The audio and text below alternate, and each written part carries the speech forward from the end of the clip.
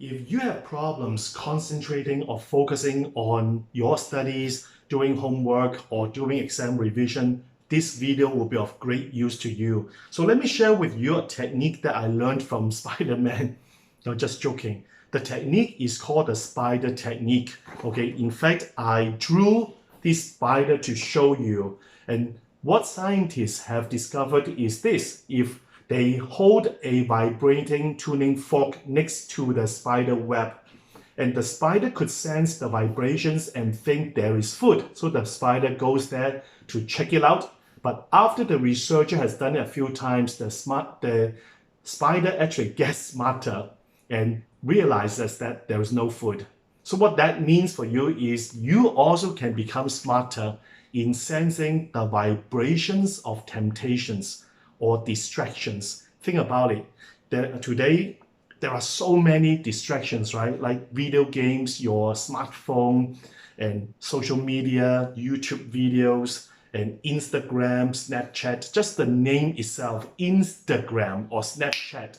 So many students, they are addicted to all these temptations, right? And ding, and then they have to check what's going on or who texts them. My gosh. How can you focus or concentrate if your brain is conditioned to respond to these distractions every time, right? So how do you learn from the spider technique? Simple.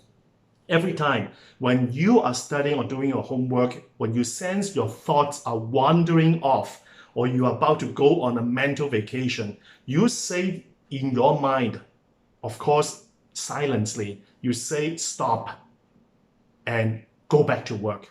Stop, focus.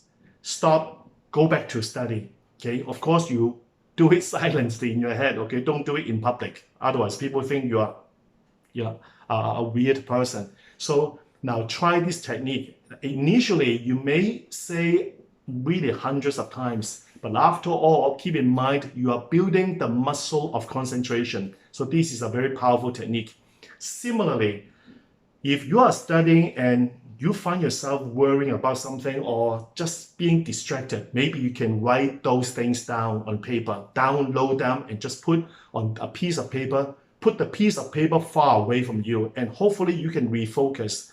Because the spider technique and also this act of putting things on the worry list is what we call a pattern interrupt in psychology. So at least you get that out of the way and try to refocus rather than being just stuck or looking at your textbook and wasting time or daydreaming. So I hope you can try out these techniques.